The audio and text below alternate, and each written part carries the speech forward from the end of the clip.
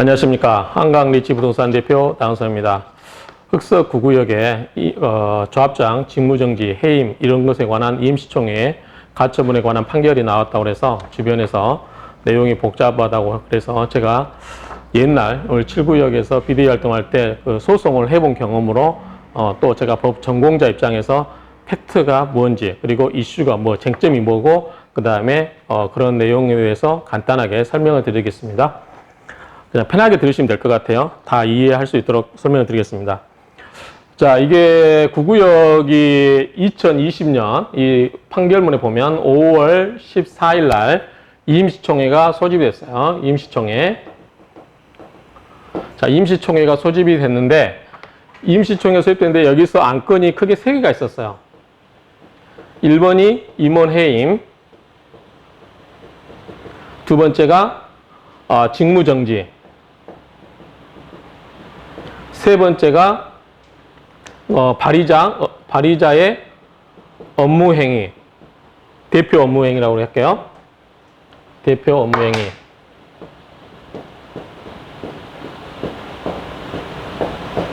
이 3개를 가지고 했는데 통과가 됐어요.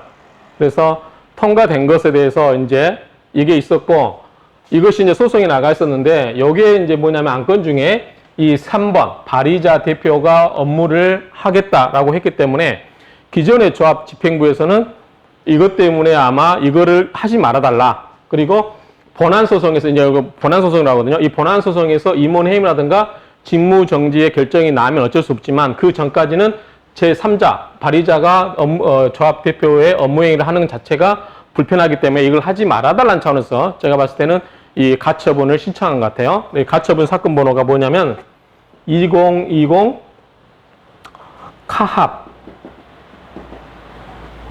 21043이거든요. 자, 그래서 아마 이 2개 관련된 사건 번호가 나올 거고, 자, 이거는 우리가 이제 본안이라고 그래요. 본안. 이제 본안이라고 하는 것은 이제 본래 진짜 다투어야 될 사건인 거죠. 본안. 이거는 가처분이고요. 그래서 어쨌든 이렇게 이제 2개의 사건에서 나왔는데 먼저 쟁점을 말씀드릴게요. 자, 여기서 숫자가 중요 쟁점이기 때문에 숫자를 잘 따라오셔야 돼요. 자, 이거를 총회에서 하려면 어떻게 되죠? 야, 우리 총회 하자 라고 하면은 발의를 해야 됩니다. 발의. 첫 번째 발의. 발의가 보면 판결문에 보면 뭐라고 되냐면 110분이 하신 걸로 돼 있어요. 110명. 110명이 한 걸로 돼 있고, 두 번째 조합원 수가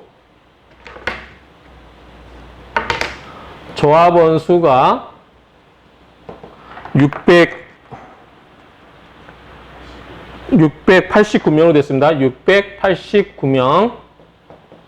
그 다음에 세 번째 서면 결의서 제출하신 분이 345명인가요? 345명. 이 중에 140분이 현장 참석. 그 다음에 현장, 서면 결의서 안 내고 현장에 오신 분이 직접 참석이 21명입니다. 그러면 총 참석하신 분이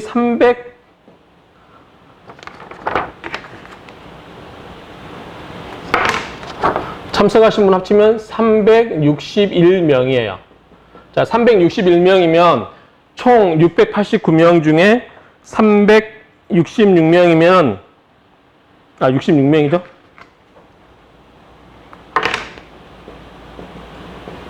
6명이면 이 전체 689명 기준으로 했을 때 전체 조합원의 몇 프로냐면 53.12%예요. 그러니까 과반수가 넘었죠. 참석하신 분이 과반수가 넘었습니다. 자, 요게 이제 처음에 나온 팩트예요. 그래서 이렇게 했는데, 이제 채권자들의 이제 채권자들 뭐냐면 이 가처분에 대한, 그러니까 옛날 기존 조합 집행부에서 뭐라고 했냐. 첫 번째, 자, 임원 해임에 관해서는 우리가 도정법에 보면 10분의 1 이상이면 된다. 그런데 직무정지라든가 발의자 대표의 업무행위, 이거는 직접 관련된 것 같지는 않은데 일단 제가 추론해 봅니다. 요거는 우리가 5분의 1 이상으로 되어 있다. 자, 10분의 1은 10%죠? 요거는 20%입니다. 자, 그러면 발의자가 이렇게 해야 되는데 현장 참석이 이래야 되는데, 자, 현장 참석이 이래야 되는데, 그러니까 참석 진짜 총회 나와서 하신 의결 건수가 이렇게 돼야 된다는 거야. 10%, 20% 해야 되는데, 이거 요건을 만족하지 못했다. 왜냐면, 자, 현장 참석하신 분이 몇 분이죠?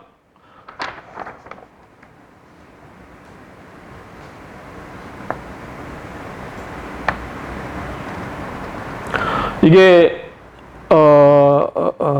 저기, 한번 계산해 보실래요? 140 플러스 21명이면 161명이거든요. 161을 689로 나누면 얼마죠? 현장 참석 몇 프로죠 이게? 0.33. 그러니까 23% 정도 되거든요. 그런데 조합에서 이야기하는 건 뭐냐면, 자, 여기에 참석한 사람 중에 서명 기립서에는 뭐가 있냐면, 자, 서명 기립서가 이게 나중에 보면은 서명 결의 취소하신 분이 15분이다. 그리고 강압에 의해서 또는 그 거짓된 유도행위라든가 약간 강요에 의해서 하신 분이 18분? 18분. 그러니까 강요라고 할게요. 그냥 강요에서 하신 분이 18명이다. 그러면 이걸 빼야 된다는 거죠. 그러면은 33명이에요. 33명을 빼버리면, 자, 161에서 33명 빼면 얼마죠? 166에서 33명 빼기. 그걸 나누기 689로 해보세요. 689요? 응. 0.193. 0.193이라는 거죠. 0.193이면 이게 19.3%예요. 19.3%. 여기다 더 나가서, 자, 여기에는 국공유지가 있어요. 그래서 국공유지가 있기 때문에 대한민국이라든가 여러 가지 그 교육부, 동작구청 합치면은 여기 국공유지 뭐가 있냐면 국공유지가 5사람이 있다. 그래서 요걸 합쳐서 694로 해야 된다. 이 논리예요. 그러면 다시 한번 해보시면, 자, 아까 몇 명 했죠? 저기 161에서 아니 366명에서 33명 빼버려요. 366명에서 33명. 아니 현장 참석이니까 현장 참석이 161명에서 33명 빼면 얼마죠? 161에서 33. 128. 128 나누기 694. 그럼 몇 분이에요? 몇 퍼센트예요? 18.4. 이런 식이에요. 그러니까 조합에서 이 조합 기존 집행부 채권자가 요구하는 거 뭐냐면, 자, 임원회의면 10% 오케이. 나 이거 인정할게. 그러나 이 직무정지라든가 발의자 대표 업무행위는 5분의 1을 도정법상 5분의 1 이상 요구하도록 하고 있기 때문에 20%를 넘어야 되는데 현장 참석자가 그렇다는 거예요. 그런데 여기에 보면은 이 요건들을 19.3라든가 18.3으로 됐기 때문에 맞추지를 못했다. 그렇기 때문에 요거는 안 된다라고 하는 거죠. 그래서 1번은 된다, 1번은 서로 가능하다 하더라도 2번, 3번은 잘못됐다. 임시총회가 부결을, 총회 효력이 없다라고 주장을 한 거죠. 그런데 법원 판단은, 자, 도정법상 임원회의면 10분의 1, 그 다음에 직무정지 발의자 대표명도 요거는 20%로 보기 힘들다는 거, 5분의 1로 보기 힘들다는 거죠. 왜냐면, 자, 업무 성격 보면 임원회의임과 관련해서 임원회의임 되면 직무가 정지돼야 되겠죠? 그 다음에 직무가 정지되면 이 사람들 대신해서 업무가 누가 해야 되겠죠. 그렇기 때문에 이 2번, 3번 이런 안건은 물론 거기에 직접 언급되어 있지 않지만 제가 추론하건데 그런 거예요. 그렇지만 이 두 건은 뭐냐면 임원해임과 관련되어 있기 때문에 이거는 임원해임과 관련된 내용으로 봐서 10분의 1 이상이면 된 거지 5분의 1 이상을 요구할 필요까지는 없다라는 게 법원의 판단이에요. 그래서 첫 번째 주장한 채권자들 즉 조합집행부의 판단이 주장이 이유 없다라고 해서 부결된 거예요. 그래서 받아들일 수 없다라고 하는 거고요.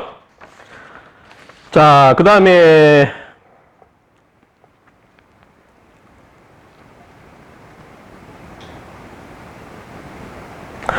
두 번째가 뭐냐면 임원 해임사로, 자, 임원 서로 이거는 인정한다 하더라도 두 번째 넘어가는 게 뭐냐면 임원 해임에 관해서 정관 규정에 뭐라고 돼 있냐면 정관 18조 1항에 뭐라고 돼 있냐면 직무유기, 그 다음에 태만, 그 다음에 법령이라든가 정관 위반으로 인해서 요 세 개로 인해서 저는 이렇게 해석해요. 이것으로 인해서 뭐가 해야 된다? 조합에 손실이 발생해야 된다는 거예요. 그러면 이것까지 넣어버리면 기존의 조합원들이 소송하기가 쉽지 않아요. 왜냐하면 조합은 이걸 주장하는 측에서 입증 책임을 져야 되는 거죠. 조합 임원들이 직무유기나 태만이나 법령 위반 또는 정관 위반을 해서 이걸로 인해서 조합에 손실이 발생했다라는 것까지 입증을 해라고 하면, 자, 요거는 앞에 거는 법령 정관 위반은 우리가 주장할 수 있겠지만 직무유기 태만은 굉장히 주관적인 거예요. 이걸 어떻게 우리가 입증을 할 거예요. 그리고 손실은 어떻게 입증할 거예요. 손실이 됐는지 안 되는지. 그런 부분이 있기 때문에 실질적으로는 굉장히 조합 임원 해임이 쉽지 않겠죠. 이 요건이 들어간다면. 이건 굉장히 주관적인 판단이 들어가기 때문에 힘들고, 이 주관적인 판단을 누가 입증하라? 조합원 보고 입증하라는 거예요. 그렇기 때문에 쉽지 않은데 이거를 주장해서 조합 임원들이 우리 이거 한 바 없다. 그러니까 이거 잘못된 거다. 이건 조합 임원 해임 사유로 규정하고 있는 정관 18조 1항이 해당되지 않는다. 당신들이 주장하는 우리를 해임하려고 하는 그 내용에 여기에 규정되어 있지 않다. 규정된 내용이 아니다. 그래서 이제 이거가 잘못됐다고 주장한 거죠. 자, 그러면 우리가 여기서 지나가는 게 이 정관의 효력을 봐야 돼요. 정관은 이제 조직에서 흔히 나오죠. 회사법에 가도 정관이 있어요. 자, 기본적으로 정관은 내부적인 법령이라든가 상위 법령에 위반되지 않는 한 정관은 내부적으로 가장 최우선적으로 효력이 적용되는 거예요. 그렇다고 하면 요 법이 정관 18조 1항이 만약에 이게 적용된다고 하면 이게 법령에 위반되지 않는 한, 이 내용이 법령에 위반되지 않는 한 이것은 굉장히 주장하는 측에서 입증 책임을 지기가 굉장히 어려운 부분이에요. 그러면 조합 임원은 해임할 수 없다라는 이야기가 돼버릴 수도 있어요. 이 내용은. 그런데 법원의 판단은 뭐냐? 이게 아니죠. 자, 우리가 도정법 역사, 우리가 이제 그거를 연역적 해석이라고 그래요. 연역적. 그 연혁이죠. 법을 만들게 된 법의 그 히스토리, 그거를 먼저 살펴서 이유를 해석하는 거예요. 왜냐하면 그때 법이 왜 그렇게 개정되었는지 그거를 살펴보는 거거든요. 자, 그런데 우리가 도정법 2009년도 이전과 이후로 나눠요. 자, 이 내용은 2009년도에는 있었다. 2009년도 법 개정 전에는 있었다. 그렇지만 2009년도 법 개정 후에는 이게 없어졌다. 그 말이죠. 없어졌다. 그러면 이 해석을 갖고, 자, 그러면 이게 법령에 위반되지 않는 한 정관에 있다고 해서 이게 법 위반이 아닌 한 그대로 효력이 있는 거예요. 그런데 정관에 이 규정이 됐을 때, 이렇게 했을 때, 아까 말씀드린 것처럼 이 직무유기, 태만, 법령, 정관, 위반, 이런 주관적인 요건에다가 손실 발생한 것까지 조합원 보고 다 입증해라. 그러면 조합 임원이 자를 수 없는 사태가 생기는 거죠. 그렇기 때문에 2009년도 법을 해석했을 때, 이건 제 해석입니다. 제 개인적인 해석인데, 법원에서 이렇게 판단하지 않았을까라는 생각이 드는 거예요. 2009년도 법 개정 이유가 그 전에는 이것을 법에 넣어놨기 때문에 정관에서 달리 정한 경우는 정관에 따른다라고 정하고 있기 때문에 정관에서 이렇게 정하고 있으면 효력이 있었지만 2009년도 이후에는 법이 바뀌어서 이거를 다 없애버렸어요. 단서 조항을. 정관에서 따로 정할 수 있다는 규정을 빼버렸기 때문에 이것에 의해서 조합 임원이 해임이 어렵게 되는 거를 막고자 함이 아니었을까. 법의 취지가 우리가 연역적 해석할 때. 그렇기 때문에 법원에서 판단은 뭐냐면 이게 법이 바뀌어서 이거를 빼서 한다고 하면 이 규정을 둠으로써 법에서 정하고 있는 그 규정보다 더 어렵게 해서 조합 임원 해임을 어렵게 하는 것은 법 취지에 맞지 않다라는 거 제가 봤을 때 추론하는 것 같고, 두 번째는 뭐냐면, 자, 아까 지금 정관도 뭐냐면 그 내부적인 의사결정이거든요. 근데 자, 내부적으로 당사자들이 투표에 의해서 뭔가를 결정했으면 그 내부적인 의사가 존중이 돼야 된다. 그 논리에 의해서.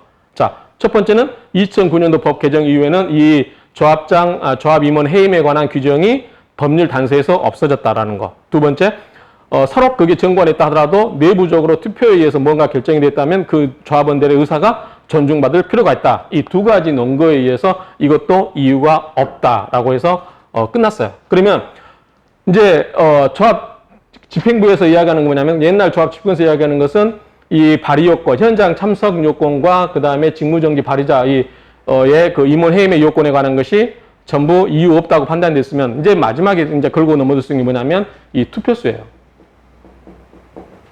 투표수. 이걸 가지고 싸워야 되죠. 자, 이걸 가지고 한번 좀 분석을 해보겠습니다.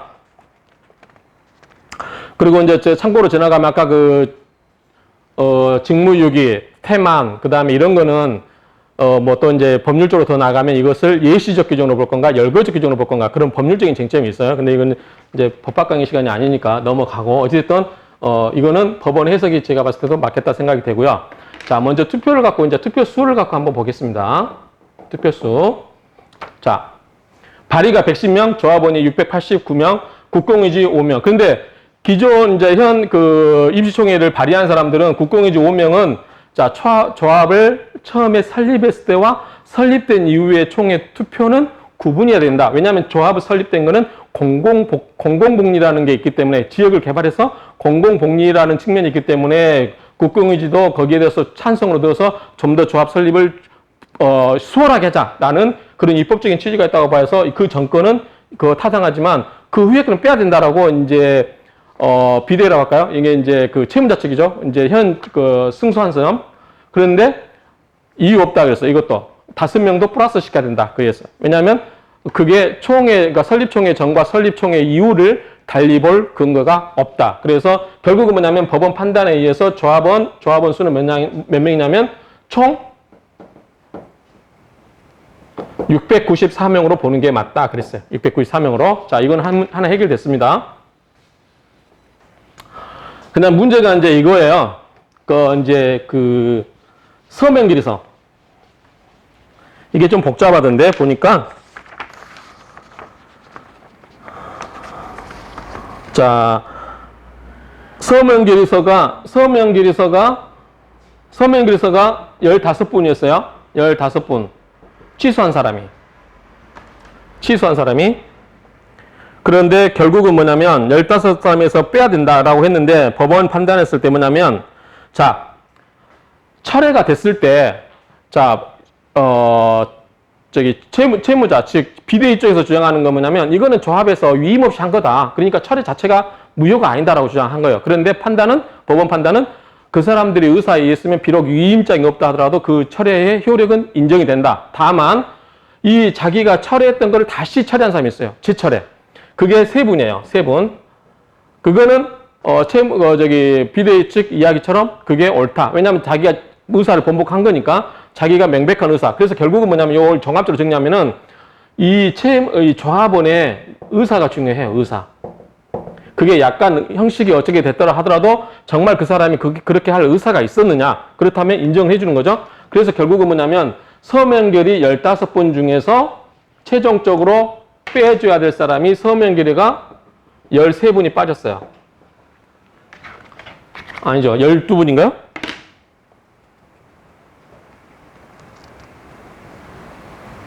(12분이죠) 3명. 서명결의서 15분 중에서 3명이 빠지고 서명이 제철에 한 분이기 때문에 결국은 12명을 인정을 해줘야 된다. 그래서 12명은 빼라 그랬어요. 빼라.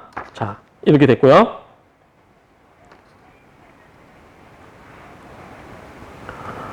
그 다음에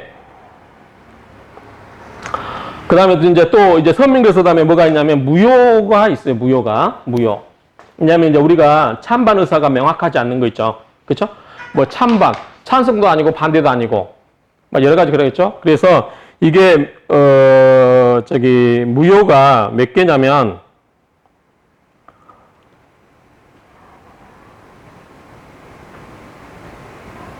자, 채권자, 조합 집행부가 이야기하는 거냐면 무효가 몇 개냐면 자, 찬반을 기재 안 한 거. 요게 몇 개냐면 6개예요. 그 다음에 정관 방식에 따라서 하지 않는 거. 방식을 따르지 않았다. 방식을 지키지 않았다. 요게 몇 개냐면 3개. 요게 3개예요. 하나는 뭐냐면 제3자가 작성했다. 당사자가 안 하고 제3자가 작성했다. 요게 한 표예요. 그러면 몇 개죠? 10개죠. 그런데 자, 요것이 법원 판단은 뭐냐면 우리가 투표용지에서 찬반이 안 됐다 하더라도 그거는 뭘로 본다? 출석으로 인정하자는 거죠. 무효표가 된 거죠. 무효표도 참석한 표로 인정해 준다는 거죠. 찬반이 안 됐다 하더라도 그래서 이거를 이거는 받아주지 않았어요. 그래서 요거는 채권자, 즉 옛날 조합집행부에서 이야기했던 이 무효표가 당사자들의 의사에 의해서 했다고 하면 그게 비록 방식에 하자가 있거나 찬반이 표시되지 않았다 하더라도 그거는 참석에는 포함이 된다. 이렇게 해서 이것도 끝났고요.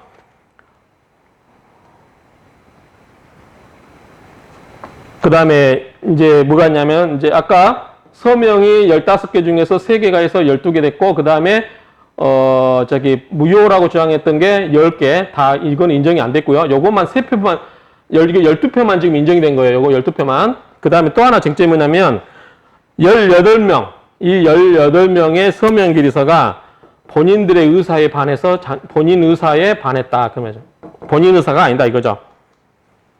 그래서 그 다음에 5명은 부당한 유도 내지 강요에 의해서 작성되었다. 이렇게 주장하고 있는데 이것이 이제 뭐냐면 조합에서 법원 판단은 자 이게 이미 총회 결의가 다 끝나고 나서 작성된 거 아니냐. 총회가 다 결의가 끝나고 작성되기 때문에 이거는 그 당시에 총회 결의할 때 제출한 서류에 의하면 그때는 그 사람들의 의사였을 거고 나중에 총회가 끝난 다음에 내가 거기에 대해서 강요에 의해서 했다, 무효다, 막 이렇게 하는 거는 이미 그때는 효력이 있었던 걸 나중에 사후에 부인한 거기 때문에 이거는 효력을 부인하겠다라고 해서 이것도 그냥 넘어갔습니다. 그때 이것도 끝났어요. 자, 그러면 이런 게 받아졌으면 다 표가 뒤바뀔 수 있었어요. 그런데 일단은 이게 다 받아야 되지 않았죠. 그러니까 결국은 정리하면 자 법원에서 그 채권자들 즉 조합집행부가 주장한 것이 3가지가 있었죠. 첫 번째 서명결의서 무효 취소된 게 15개 중에서 재처리한 거 빼놓고 3개 빼놓고는 12개를 인정해주고 나머지 18명의 서명결의서가 강요에 의했다 나중에 했다 본인들이 확인서면 써줬다 하더라도 그거는 사후에 이루어진 거기 때문에 그대로 효력을 인정할 수밖에 없다. 이런 것들 다 이런 거 합치고 나면 결국은 요거만 인정이 돼요. 그러면 종합적으로 정리하면 자 총 조합원이 몇 명이죠? 694명. 아까 5표가 인정이 된다고 그랬어요. 자, 총 조합원 694표 중에 자 출석 조합원이 원래는 당초는 345명이었죠. 그런데 여기서 서명결의서 12개를 빼라고 그랬죠. 재철회한 3명 빼놓고는 12개를 빼야 돼요. 그러면 12개를 빼버리면 몇 명이죠? 333이죠. 자, 서면이 333이에요. 그 다음에 현장이 몇 명이죠? 현장이 21명이었어요. 자, 이렇게 보면, 자, 여기서 아까 주장했던 게, 원래 이제 조합 채권자, 옛날 집행부에서 주장했던 게 3표가 있었죠? 3표가 12표에서 3표가 있었고, 18표가 있었고, 10표가 있었죠? 자, 요게 다 받아들였으면 뒤바뀔 수도 있어요. 자, 보면, 이거 나중에 해보고요. 자, 이렇게 해볼게요. 그러면은 총 몇 명이죠? 354명이죠.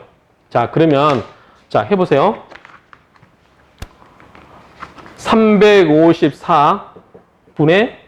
694분에, 자, 689에다가 5를 더한 거예요. 거기에다가 이것저것 다 뒤지고 찬반, 무효표 다 떠주고 해보니까 350표 최종 이렇게 법원에 의해서 받아줬어요. 그러면 이거는 몇 분의 몇? 51.08%예요. 그러면 50%가 넘었다 안 넘었다? 넘은 거예요. 그래서 가결된 거예요. 이게 법원에서 인정해 준 거죠. 만약에 아까 이야기했던 것처럼 3표가 더 빠지고 그 다음에 10표가 빠지고 18표가 빠졌다고 그러면 합치면 얼마 이거? 32표죠. 그럼 31표면 351에서 30을 빼면은 323이에요. 694 해보세요. 얼마인가? 46.5. 과반수 넘었어요? 못 넘었어요? 못 넘었죠. 그러니까 뒤바뀔 수 있었어요. 그러니까 이제 이거는 우리가 참고 삼아서 이제 타산지소로 얘기해야 될 게 뭐냐면 저도 조합장 선거에서 한 4표? 몇 표 보는 게 좀 미미하게 떨어졌거든요. 근데 그거를 나중에 내가 찬성했지만 나중에 또 그 조합이 고유하거나 또 비대 쪽에서 고유하면은 또 써줘요. 또 서명결의서 취소도 해주고 또 화식결의서도 써주고 막 하거든요. 그 다음에 또 혹시 조합이나 이런 데서 도장을 가짜로 파가지고 한 게 있나 없나 이걸 따지거든요. 그러니까 그거를 쫙 해보거든요. 스캔해가지고 전부 해보고 하는데 결국은 뭐냐면 좀 안전하게 숫자를 좀 안전하게 하는 게 좋을 것 같아요. 비대위 활동을 하거나 어쩔 할 때는. 그래서 어쨌든 종합적으로 정리하면 이래요. 자, 종합적으로냐면 우리가 여기서 이제 그 도정법에 있어서 표결과 관련해서 중요한 거는 여러 가지로 우리가 결론을 얻어내야 돼요. 첫 번째, 자, 동작구청이나 이런 데도 국공유지도 의결권이 있다 없다? 있다. 조합원수의 산정이 다 된다. 두 번째, 해임과 관련돼서 연결된 거는 그거는 해임과 관련된 거지 본안이라고 보기 힘들다. 그러면 그것도 아까 이거 2번, 3번이 본안으로 봐버렸으면 이거 20%가 안 될 수도 있어요.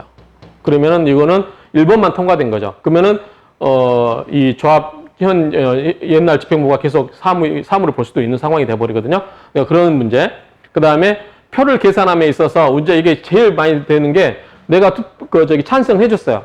그러고 나서 철회를 했어요. 그러면 철회한 게 더 우선이에요. 나중에 표를 계산할 때. 그래서 또 내가 찬성을 했다가 현장에 와서 반대를 했어요. 그러면은 그거는 반대한 사람께 먼저예요. 나중에. 그래서 현장에서 서면 결의서 한 사람을 전부 체크를 하고 현장에 왔을 때는 다시 옛날 서면 결의서를 찾아서 무효. 그래서 옛날에 우편을 보냈던 서면 결의서를 뜯으면 돼요, 안 돼요? 안 떼거든. 그러니까 미서 빼고 다 하고 그래서 최종적으로 조합원의 의사가 뭔지 그게 중요하다.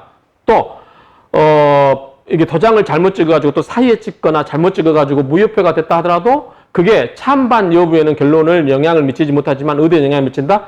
출석에는 영향을 미친다. 출석에는 유효표로 인정한다. 다만 찬반 여부에서 떠난다. 아시겠죠? 그리고 이제 그 명확하게 자기가 철회 의사를 하지 않는 한 그거는 인정하기 힘들다. 또 총회가 다 끝난 다음에 이쪽에서 어떤 저쪽에서 요구하기 때문에 어쩔 수 없이 뭐 철회서 이렇게 써주고 확인서 써주고 해봐야 의미가 있다 없다. 이 가처분 이 본안 결정에 의해서는 별 효력이 없다. 물론 여기에 이제 향후에 본안 소송에 가서 아까 이 본안 소송에 가서 이게 뒤집힐 수가 있을지 모르겠지만 제가 봤을 때는 그 희박한 것 같아요. 그게 뭐냐면 자, 이것만 하고 마치겠습니다. 조합원은 원래대로 조합원을 693명으로 볼게요. 자, 플러스 5명 했습니다. 자, 총 출석 조합원에서 서명결의서 취소 15명을 다 빼버려요. 여기 3명이 아니라 원래 했던 15명을 다 빼버려요. 그러면 345명에서 15명을 빼버리면 330명이에요. 330명. 그 다음에 현장 참석이 몇 명이죠? 21명. 요거 합치면 351명이거든요. 그럼 몇 프로냐면 50.57%예요. 그래도 통과돼요. 이거는 근데 재철회를 명백하게 했기 때문에 이거는 3명은 인정해줘야 될 것 같아요. 그러니까 이걸 해도 이제 넘어가긴 하는데 문제는 아까 이야기했던 것처럼 쟁점이 하나 남았죠. 아까 제가 봤을 때 법리적으로 봤을 때 무효표 이거는 출석에는 들어갈 것 같은데 강요에 의해서 내가 표를 써줬다 또는 나도 몰래 했다 이런 거는 인정받으면은 요 수가 줄어들겠죠. 찬성수가. 그런데 그거를 입증하기 쉽지 않아요. 그리고 어찌됐든 그거를 명백하게 도장을 파가지고 허위로 하지 않는 한 당사자들이 그걸 써줬다고 의제가 되는 한 그 사람들이 사후에 총회가 다 끝나고 재판 과정에서 내용을 번복한다고 해서 그게 채택되기는 쉽지 않을 것 같아요. 그러니까 아마 이 본안 소송 가기 전에 이 가처분에 관한 표계산 요거는 양 진영에서 좀 더 면밀하게 검토를 해볼 필요가 있다라고 생각이 됩니다. 어쨌든 제가 봤을 때는 서면결의서 철회가 중요한데 서면결의서 철회 15분 중에서 다시 철회를 했던 3명을 빼면 다른 건 다 유효하다고 빼면 확실하게 통과되지만 만약에 이것이 법원에 의해서 다시 서면결의서 철회했던 게 무효로 본다 하더라도 50.57%이기 때문에 과반은 넘는다. 물론 그 다른 표의 유효 여부는 이제 더 따져보거나 해야 되겠지만 제가 봤을 때 그거를 이미 가처분에서 한번 다뤘기 때문에 본안 소송에서 그거를 다시 뒤집기는 쉽지 않을 것 같다라는 생각을 합니다. 그리고 이게 보니까 결정문 보니까